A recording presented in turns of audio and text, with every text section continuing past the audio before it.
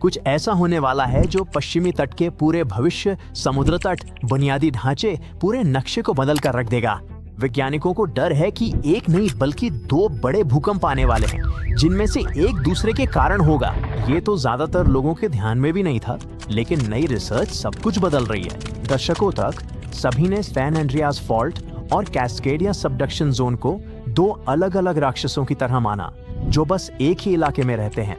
वे शक्तिशाली थे, हाँ, लेकिन एक दूसरे से स्वतंत्र। लेकिन अब वैज्ञानिकों का मानना है कि ये दोनों विशाल फॉल्ट्स यांत्रिक रूप से जुड़े हुए हैं और एक सचमुच दूसरे को थोड़ी ही देर बाद फटने के लिए खींच सकता है। कैस्केडिया हिलती है, सैन एंड्रियास हिलती है, सैन एंड्रियास फटती है, कैस्केडिया फटती है, और इसके संभावित परिणाम सच में डरावने। वैज्ञानिकों को सबूत मिले हैं कि ऐसा पिछले 3100 वर्षों में कम से कम 10 बार हुआ है। भूकंप, रुकावट, भूकंप, ये समुद्री तलछट कोर से आता है, जो समुद्र की सतह से निकाले गए टाइम कैप्सूल जैसे होते हैं। शोधकर्ताओं ने समुद्र तल की परत दर परत तलछट का विश्लेषण किया और डबलेट्स पाए, जोड़ीदार मलबे की परतें, जो 2 विशाल भूकंपों के इतने करीब करीब घटित होने से बनी थीं कि समुद्र को उनके बीच मुश्किल से ही शांत होने का समय मिला। ये खोज हमें मेंडोसिनो ट्रिपल जंक्शन तक ले जाती है, जो वेस्ट कोस्ट का भूवैज्ञानिक सिरफिरा है। ये वो जगह है जहां 3 टेक्टोनिक प्लेटें एक दूसरे से टकराती और घिसती हैं, जैसे गलत तरीके से जुड़े हुए गियर।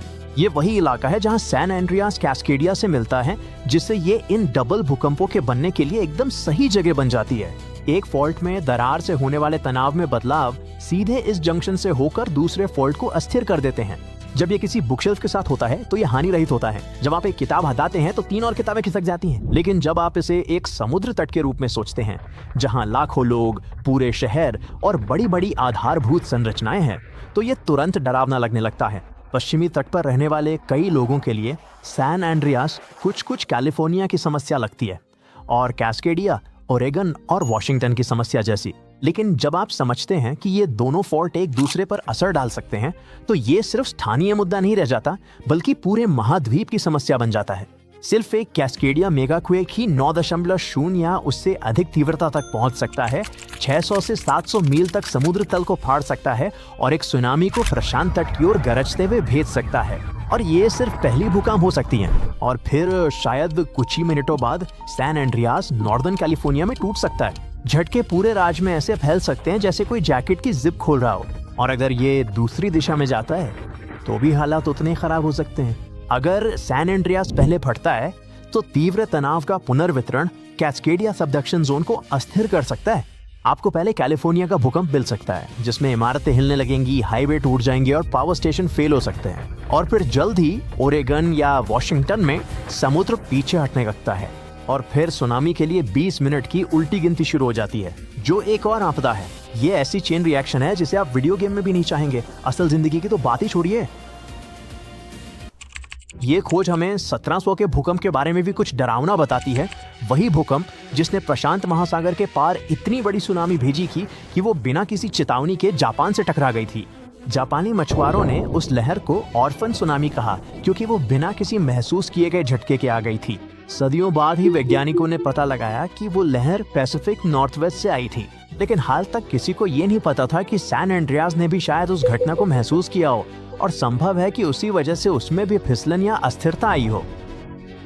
तो हो सकता है कि ये पूरा वेस्ट कोस्ट एक साथ हिल गया हो।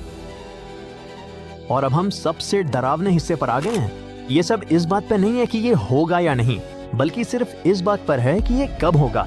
इन फॉल्ट्स की एक लय, एक गति और एक भूवैज्ञानिक धड़कन होती है। हमने देखा है कि ये हजारों सालों में कैसे व्यवहार करते हैं। हमें पता है कि इन्होंने क्या किया, और अब हमें ये भी पता है कि कभी कभी ये क्रम में भी ऐसा करते हैं। असल डर पहला भूकंप नहीं है। कैलिफोर्निया पहले से एक बड़े भूकंप की उम्मीद करता है। असल डर दूसरा भूकंप है, वो जो तब आता है जब आपने अपने परिवार की खबर नहीं ली होती, जब आपातकालीन सेवाएं फिर से संगठित नहीं हुई होती, जब बिजली वापस नहीं आई होती, और जब धूल अभी बैठी भी नहीं होती।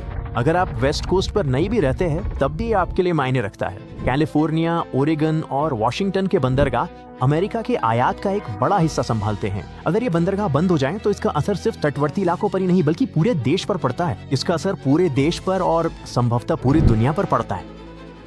किराने के दाम बढ़ जाते हैं, सप्लाई चेन ठप हो जाती है, पेट्रोल डीजल की उपलब्धता घट जाती है और शिपिंग का समय बेकाबू हो जाता है।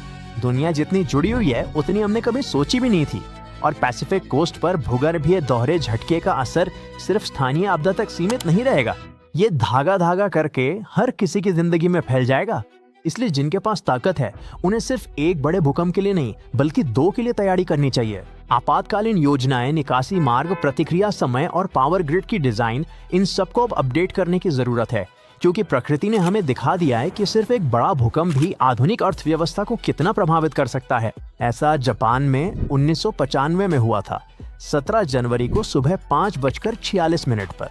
भूकंप ने अवाजी द्वीप के उत्तरी सिरे के पास दस्तक दी, जो कोबे से सिर्फ 12 मील दूर था। एक विशाल और व्यस्त शहर जहां उस समय लगभग 14 लाख लोग रहते थे, और पास के ओसाका में और 26 लाख लोग थे। दरार नोशिमा फॉल्ट के साथ लगभग 25 मील तक फट गई। ये ज्यादा नहीं लगता जब तक आप ये न समझें कि इतनी तेज साइडवेज झटके में पूरी की पूरी इमारतें भी टिक नहीं पाती। 5000 से ज्यादा लोगों ने अपनी जान गंवाई, 43,000 लोग घायल हुए, करीब 4 लाख इमारतें इतनी बुरी तरह क्षतिग्रस्त हो गईं कि उन्हें दोबारा ठीक नहीं किया जा सका। यह आपदा जापान के सबसे बड़े औद्योगिक क्षेत्रों में से एक पर आई थी, और जब आप ऐसे इलाके को झटका देते हैं तो उसका असर सिर्फ समुद्र तट तक सीमित नहीं रहता। टूटी फूटी इमारतों, बर्बाद बुनियादी ढांचे और कई कारोबारों के बंद होने से 200 अरब अमेरिकी डॉलर का नुकसान हुआ। कोबे का बंदरगाह पूरी तरह ढह गया। ओसाका कोबे रेलवे लाइनों में से सिर्फ 30% ही काम कर रही थी। नेशनल रूट 28 का एक हिस्सा सचमुच जमीन में समा गया। स्कूल, अस्पताल और नगर पालिका भवन, इनमें से 85% को नुकसान पहुंचा या वे इस्तेमाल के लायक नहीं रहे। कोबे भर में आग लग गए। लगभग 300 अलग अलग घटनाओं में आग लगी, जिससे 70 अमेरिकी शहर ब्लॉकों के बराबर इलाका जल गया और 600 से 700 और लोगों की जान चली गई। करीब 1 लाख लोगों ने हमेशा के लिए ये इलाका छोड़ दिया। पूरी आबादी का 2.5% एक साल से भी कम समय में गायब हो गया। और यहाँ एक बात है जो मेरे मन में बस गई। इतने सारे पुल टूट गए कि इंजीनियरों को अचानक ये समझना पड़ा कि पुराने डिजाइन पार्श्विक झटकों को कितना खराब तरीके से संभालते थे। भारी टाइल वाली छतों वाले घर जो तूफानों से लड़ने के लिए बनाए गए थे, ढह गए क्योंकि सारा वजन बहुत ऊपर था। लेकिन 1981 के बिल्डिंग कोड संशोधन के बाद बने नए घर टिके रहे, और तभी जापान को एहसास हुआ कि आधुनिक भूकंपीय मानकों का पालन करना कितना जरूरी है। जापान ने क्षेत्र की बहाली में 58 अरब अमेरिकी डॉलर झोंक दिए। कुछ ही दिनों में बिजली वापस आ गई। सड़कें और रेल 5 से 8 महीनों में फिर से चालू हो गई। मुख्य एक्सप्रेसवे को तैयार होने में 21 महीने लगे। बंदरगाह को पूरी तरह से 2 साल से थोड़ा अधिक समय में फिर से बनाया गया, और तब तक सारा मलबा भी हटा दिया गया था। 15 महीनों के भीतर विनिर्माण अपने पुराने स्तर के 98% तक वापस आ गया। दुकानें फिर से खुल गईं। 1999 तक कोबे की अर्थव्यवस्था भूकंप से पहले के स्तर के लगभग 75 से 90% तक पहुंच गई थी। जापान ने अपनी आपदा प्रबंधन प्रणाली को पूरी तरह से बदल दिया।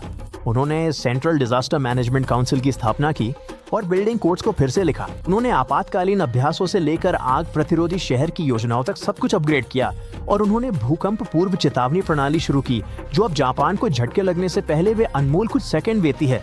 यही प्रणाली है जिसने 2007 से अनगिनत जानें बचाई हैं। लेकिन इन सभी सुधारों के बावजूद कंसाई क्षेत्र अब भी खतरनाक जमीन पर बसा है। रोकू अवाजी शिमा फॉल्ट सिस्टम, वही जो 1995 में टूटा था, अब भी उनके नीचे चलता है। 2018 का उत्तरी ओसाका भूकंप और 2024 का नोटो प्रायद्वीप भूकंप ने सभी को याद दिलाया कि ये खतरा कहीं गया नहीं है, ये बस अपनी बारी का इंतजार कर रहा है। भविष्य में इसी सिस्टम पर कोई बड़ा हादसा और भी ज्यादा असरदार हो सकता है, क्योंकि अब ये क्षेत्र और भी जटिल, आपस में जुड़ा हुआ और आर्थिक रूप से भारी हो गया है। तो कोबे में तो डबल फॉल्ट रप्चर भी नहीं हुआ था, फिर भी उसने एक बड़े औद्योगिक केंद्र को तोड़ दिया, राष्ट्रीय अर्थव्यवस्था को बदल दिया और वैश्विक शिपिंग मार्गों को हमेशा के लिए बदल दिया। इसीलिए जब वैज्ञानिकों ने कास्केडिया और सैन एंड्रियास में 2 संयुक्त फॉल्ट्स के एक के बाद एक सक्रिय होने की बात की, तो आपको परिणामों की कल्पना करने की भी जरूरत नहीं है। हमने इसकी झलक 1995 में पहले ही देख ली थी।